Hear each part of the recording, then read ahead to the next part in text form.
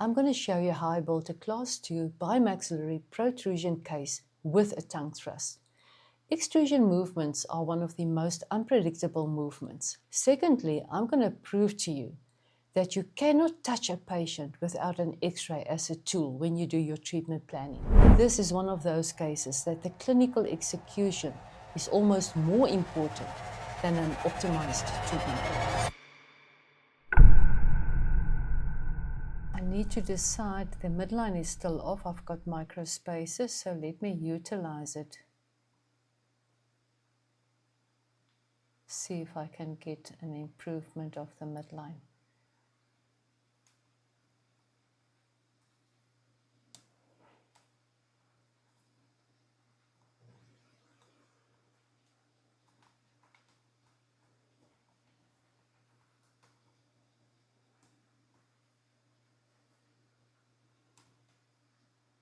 Three and 4. So the 4 goes back. I don't want it to go back because the upper 4 is sitting very neatly in that.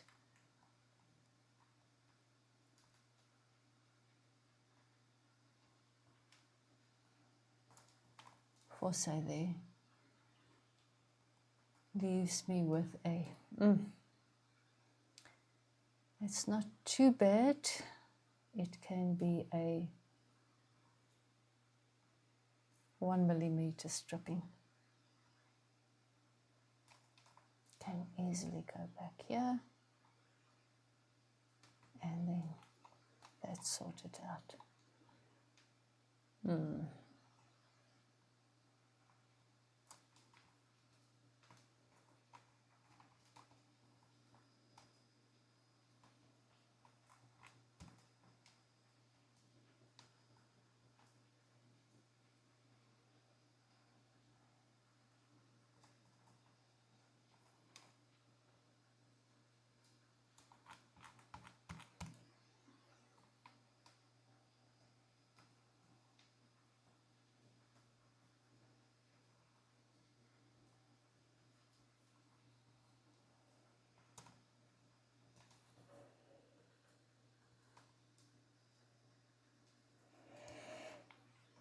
Okay, so I was working towards fixing the midline more while I have to fix these micro spaces. And we're not doing too bad.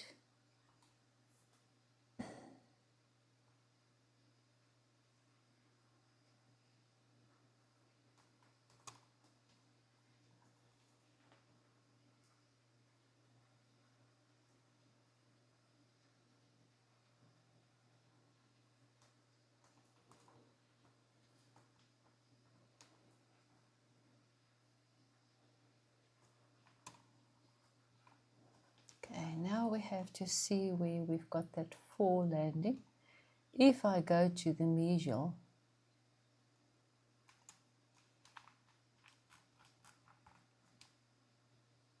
it's not too bad there. Okay.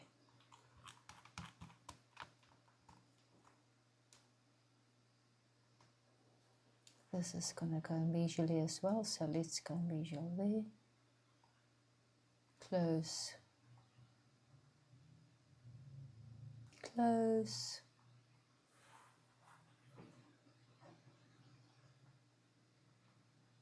Close.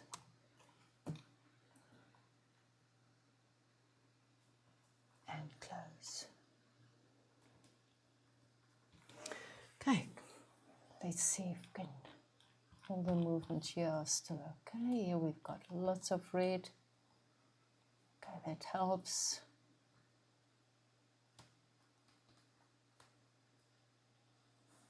Three through 1 there we've got.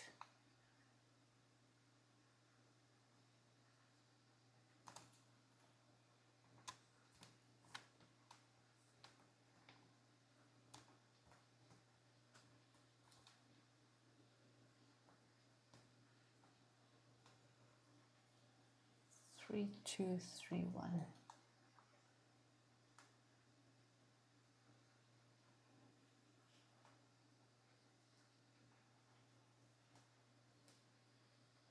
0.8 is a huge collision. That's not something that you can leave there.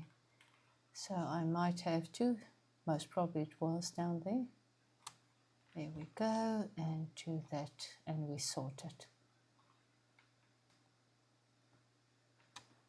Okay.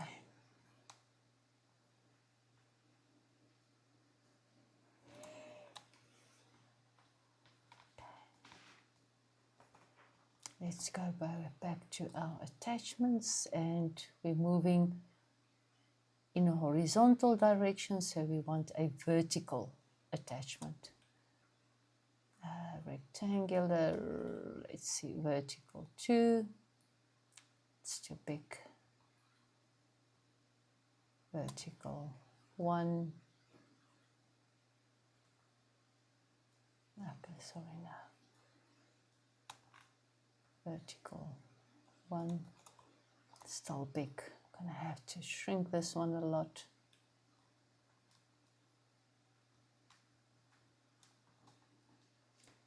It's got quite a high profile, but this tooth needs to go quite far back. I am concerned about the movement. 3 millimeters, so I'm going to leave it at that. Just check the patient biting on it. Let's get the contacts. Don't want the clusogram. It's red, so I'll have to move it down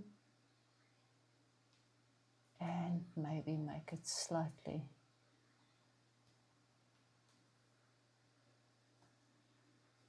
shorter. There we go. This one is not going to be in the bite whatsoever. Let's copy that one for the premolar.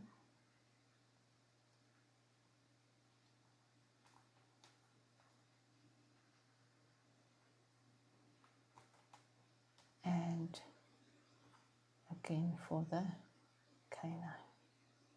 Oh, for the 5 and the 4. The 3 is coming back as well, so we're going to have to add one there too.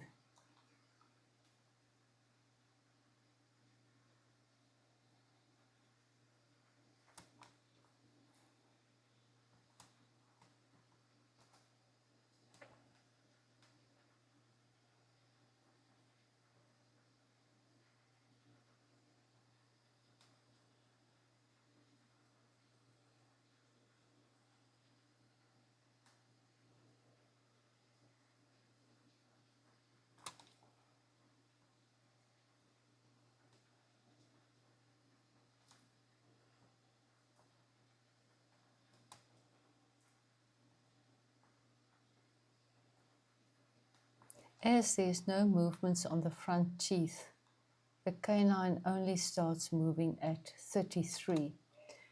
I'm going to help the patient, and let's just see, forces displacing this back, might push slightly going forward there, but let's do the 3 attachment and bring it down to when it starts moving. And we do that with all the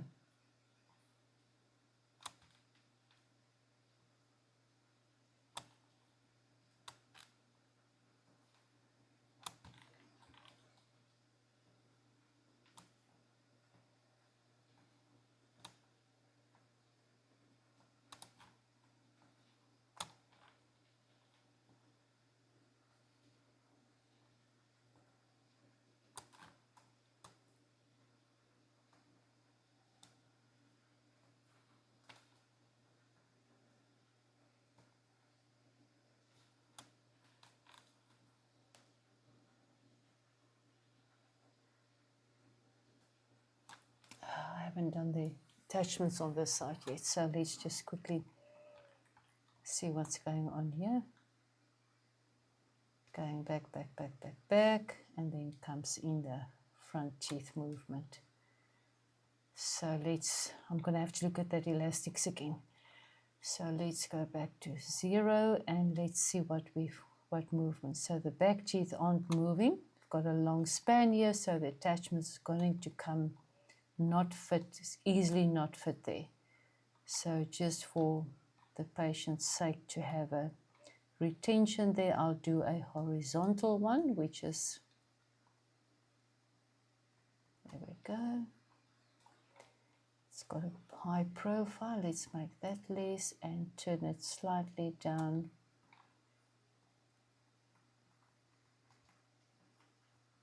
And the profile even less. Get the contacts in so it's fine.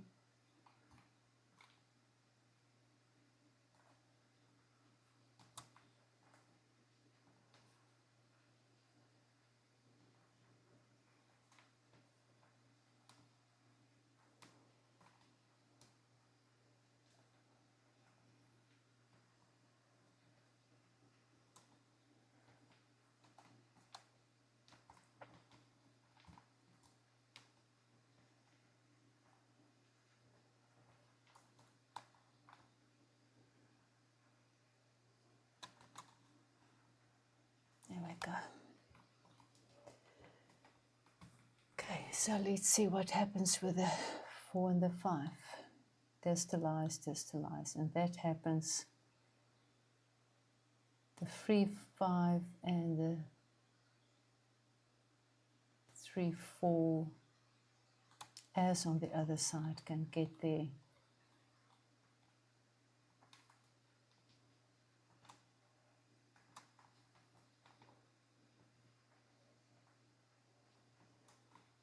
Attachments immediately. Just move them slightly out of the bite. There we go. And then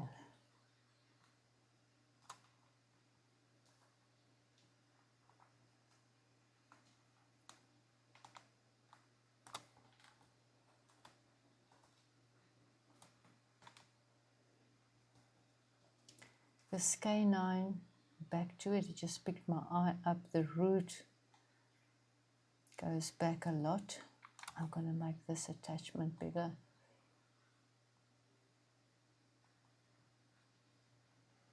Canines move with difficulty, and we want to bring that root back. Again, I'm going to have to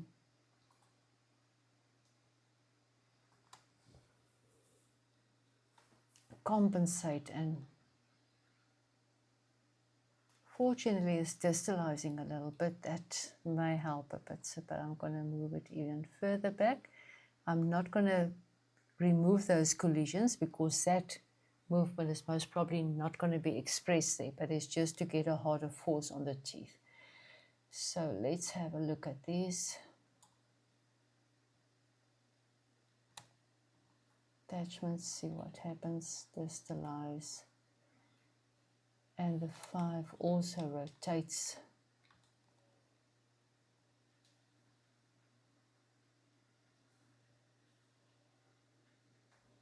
So while it's coming back, it rotates. We have to make sure that we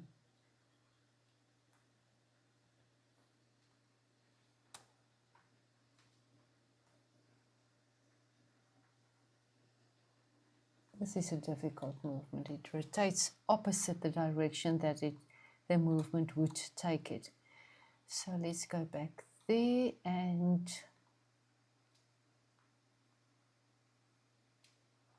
center of rotation is there. I need to get that attachment in the front of it.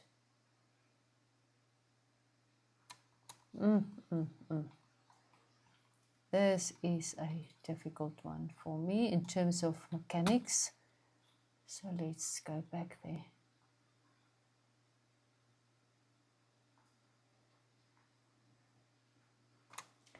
With the attachment, the grip of the aligner may not be that well, so that bugs me. But your rotation attachments must be to the distal of the center of rotation, which is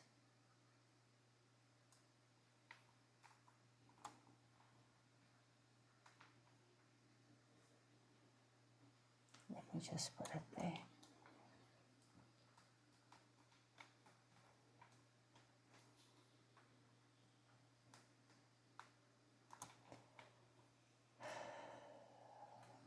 I am going to create a bigger surface there for the distal movement. Just gives me bigger grip there. The attachment again is quite big. Patient is going to have to be happy with it. Let's see what happens with that tooth. The 3-4. Just distalization. I can decrease the height of it. There we go.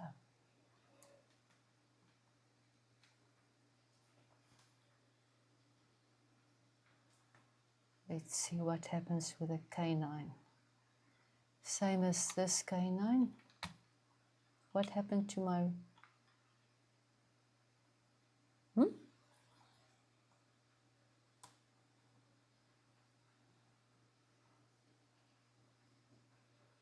Oh, that's elastic.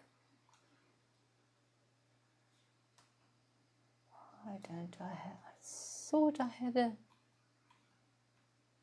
I'm sure I had, because I took that root further back. What is this now? Oh, there it comes. It's not there. It's still coming. There we go. And let me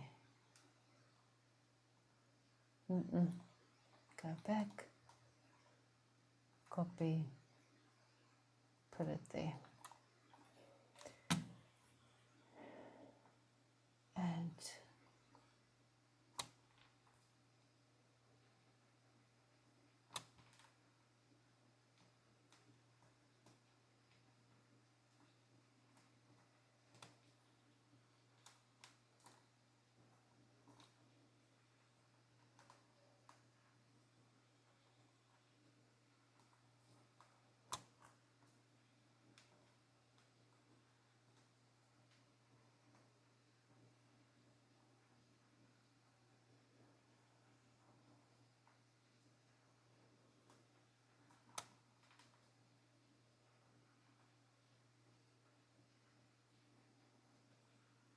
the 3-2 attachment starts there.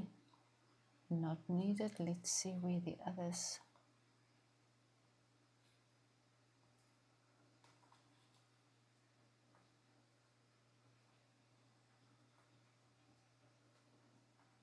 Yeah. So let us remove. No, it helps for a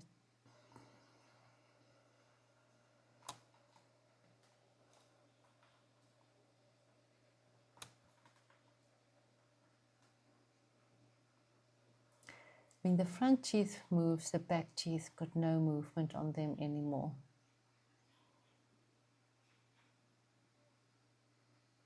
From 33 on, I can do the attachments, not 15 anymore. Let's see what happens. The top teeth has already extruded because I stopped there.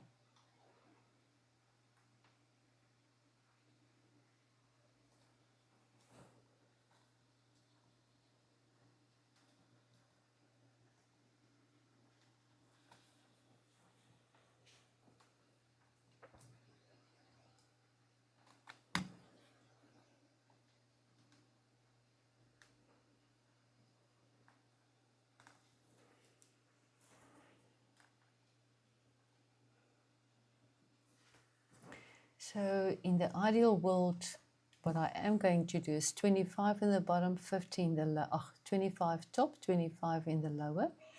It's half the amount of aligners that you need. So the patient should start off with its first 25 in the bottom, that we can get the movements there.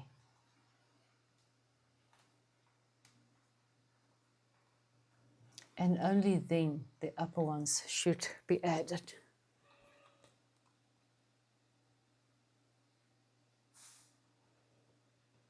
Okay, but let me finish these attachments. Okay, let's finish on the right hand side. This is a very vulnerable place for the aligner. It's going to break continuously.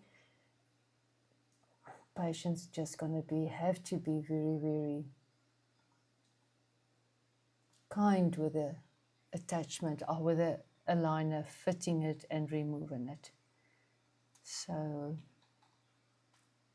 let's get a retention one there, horizontal for retention. And no, that's wrong. It's not the height, the length. And let's swing it to get the softer edge on there.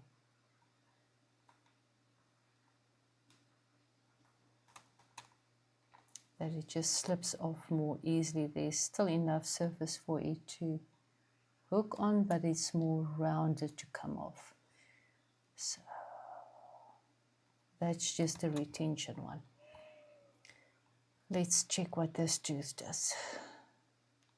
Just talk. I don't want any attachment on it. The canine is coming down. We're going to have to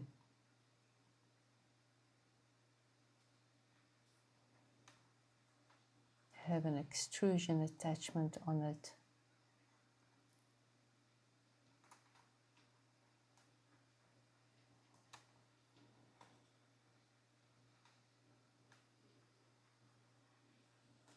So the 1/3 movement stop at 21.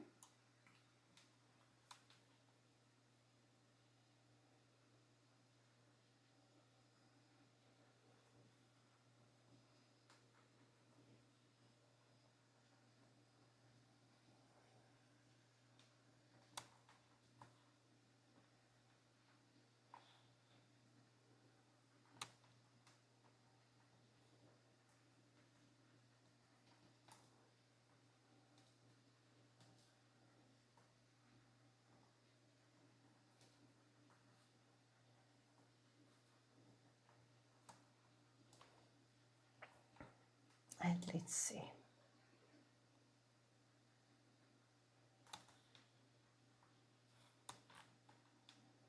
Two, three.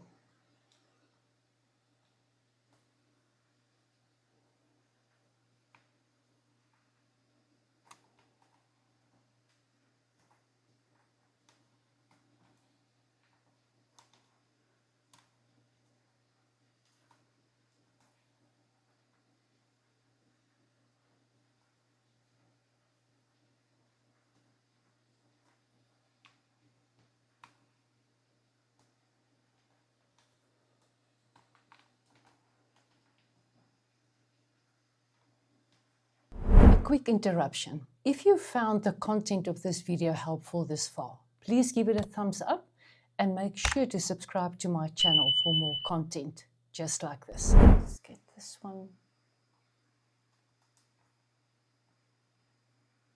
Goodness.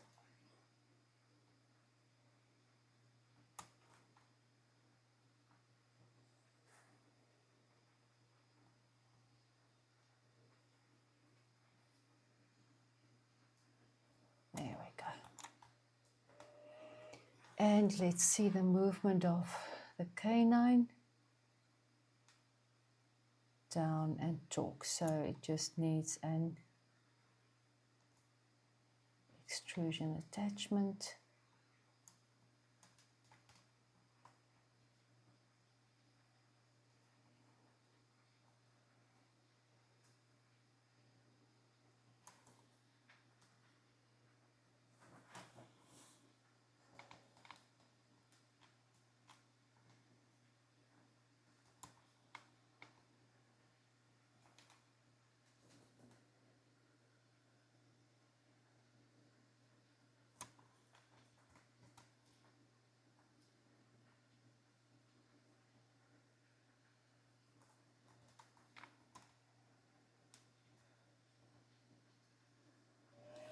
Good, canine sorted.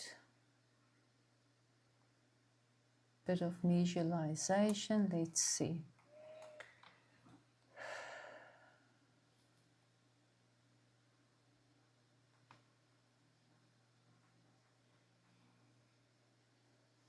It's a tiny amount of visualization. I'd rather have a liner fitting tight over the 4 and the 5 there.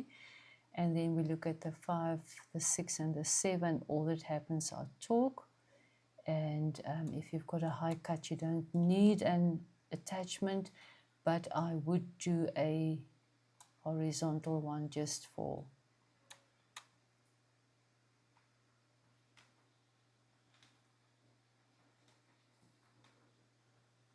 retention.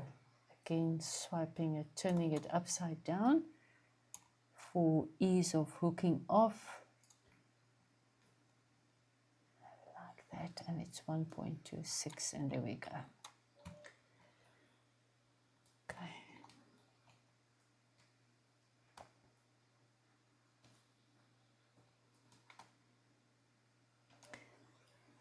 The 7, the terminal 2, the movement on it is always less predictable. Let's see if we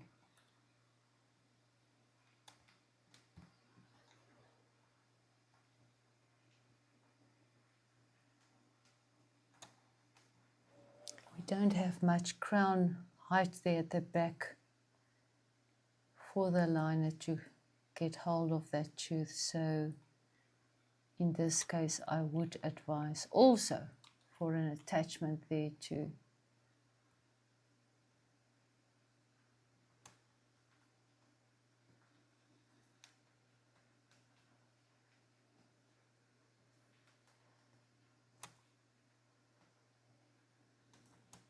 Make sure the aligner doesn't come off. But now we don't want to restrict the movement, and we can actually do a type of a beveled attachment. Smaller one. Oh, all these are so big. But let's just copy quickly, put it there, copy and get it there. Let's see.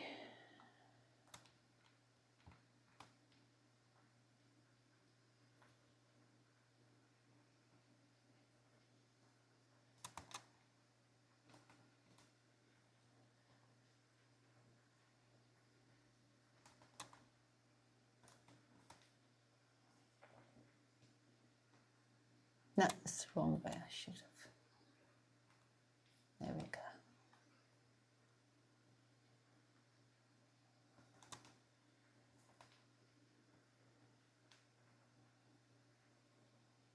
So that gives us retention, and push the tooth towards that side. And let's do it for this one as well.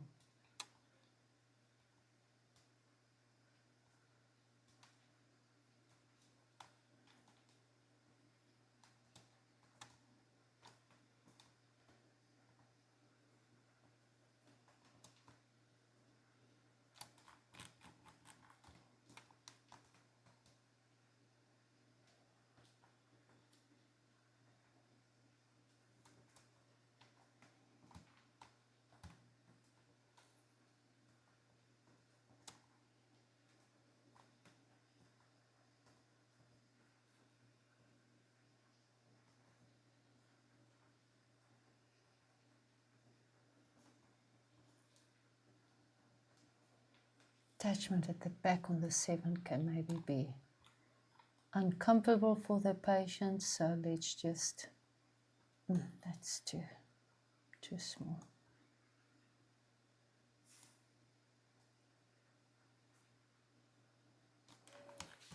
Sure, this is a lot of attachments.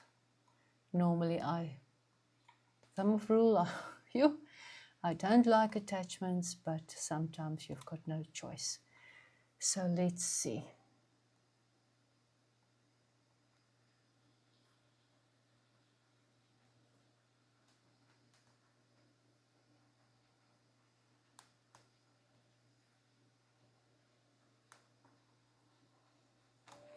The intrusion of that 4 is going to be a difficult one to do. Let's see how much is truly intrusion, how much a lot of it is just talk. And how does aligners work? It push. So let's see, that is the amount of surface that we have available on that tooth. So that is the 1/4. What's going to happen if I lengthen that movement just to make sure that we get something right on it. And then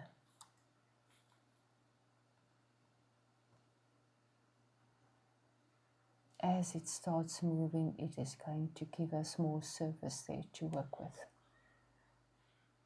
So initially, pushing, I would like to add a beveled attachment onto it like this.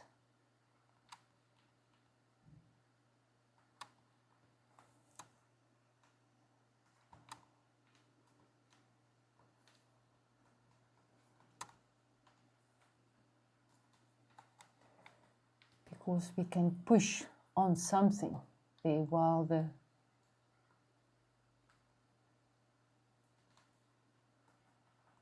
we're still waiting for crown to come out on the lingual side.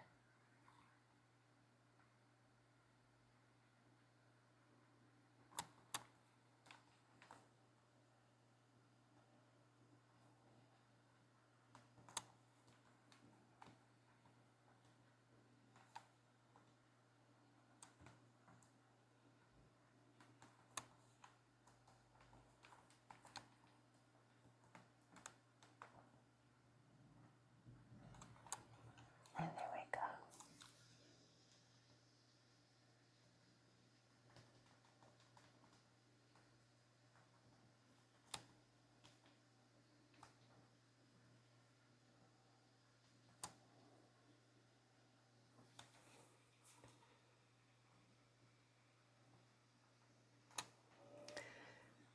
Wow, literally every tooth has got attachments on.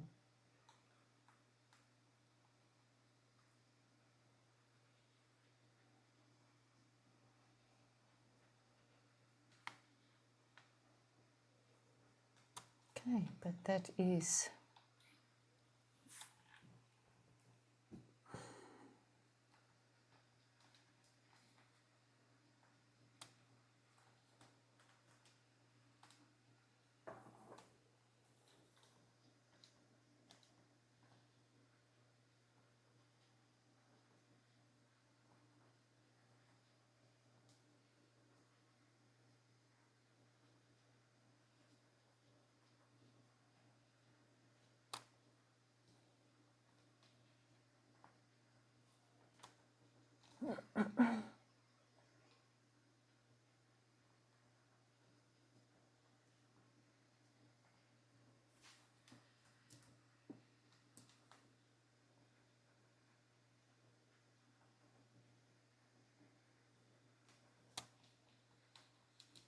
we've got 8.62 for a molar, which normally is like a full 10, not 8.62, but to move that tooth is impossible. So it's good enough for an implant to go in there.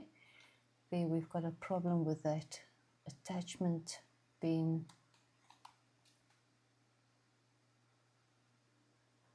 in the bite. So let's just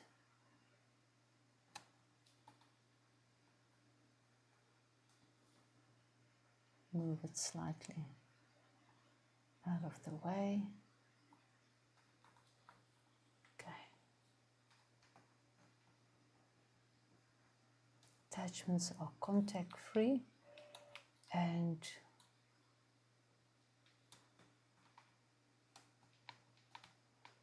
I want high contact points, intense contact points on the mandibular incisors or the incisors because we're closing a bite.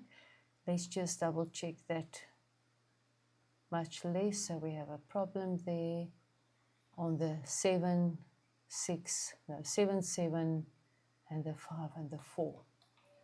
So what are we going to do?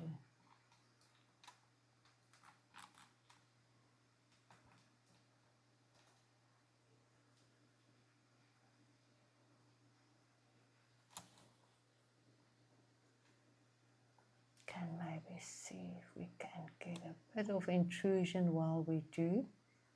We've got sort of attachments on that can help. I'm not overexcited that it is going to work.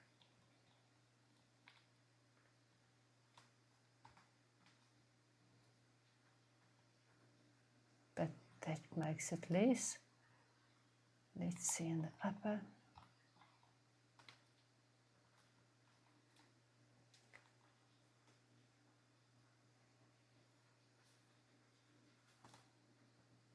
We've got good attachments on both sides of these two teeth, so let's see if we can intrude them while we are.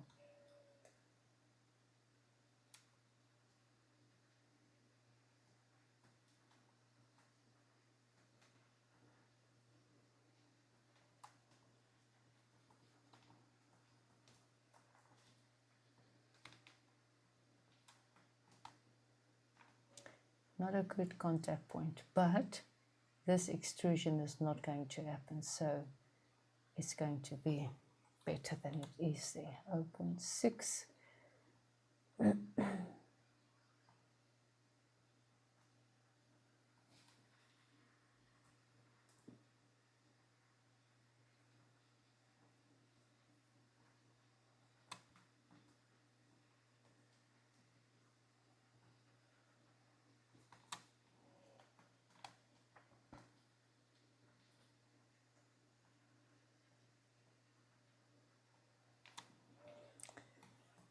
This tooth needs to be intruded. Terminal tooth is not going to happen.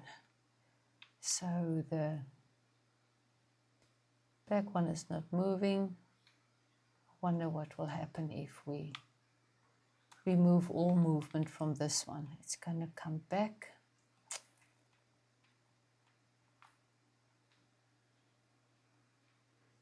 Okay, I've got that attachments, maybe not too bad.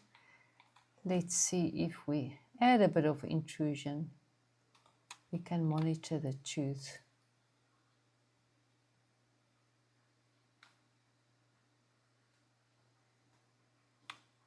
The bottom one is not moving.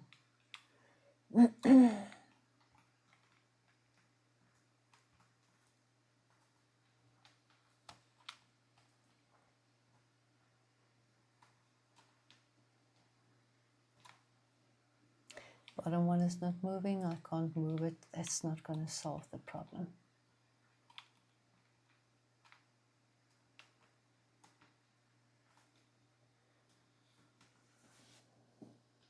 I need to lessen the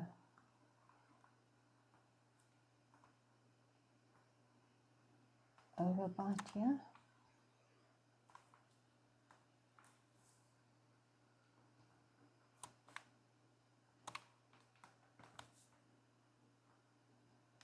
That's better. So let's get both back.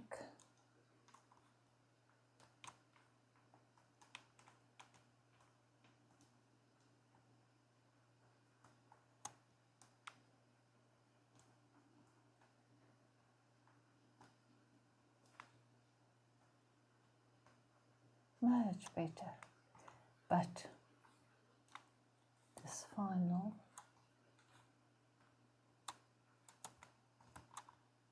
relationship is not good.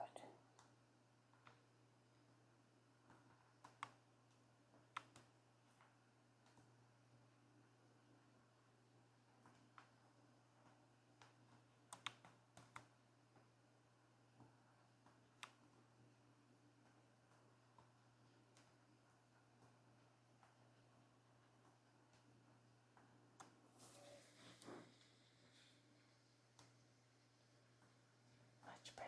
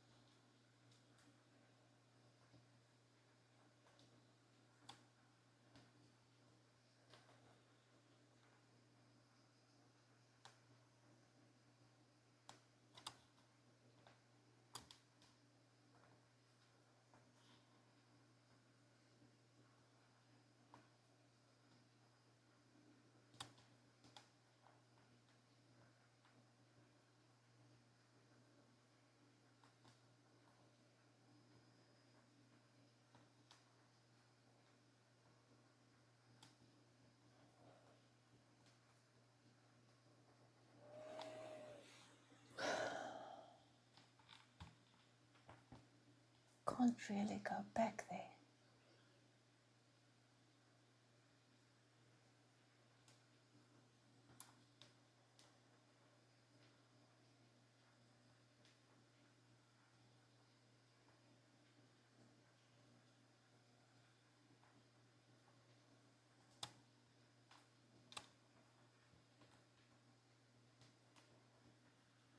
And there we go.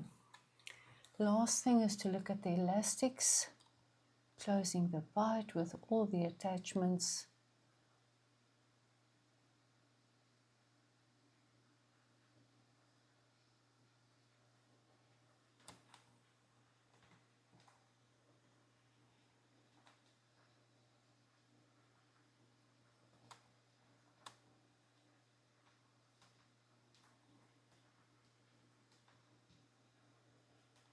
Personally, I just think that the extrusion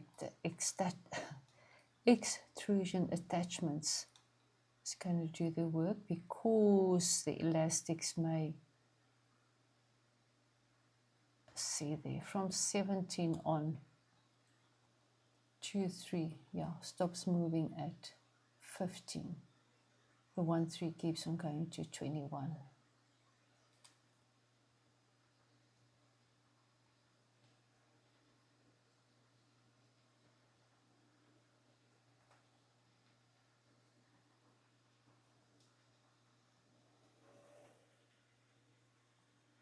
Yeah.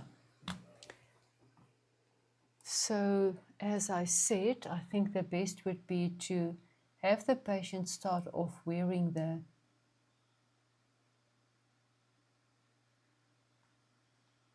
bottom aligners, going through most of the movement in the bottom halfway, because we're at 50-25. And once she's halfway, then she can start looking at, then she should start with the top. And then once one can see if you are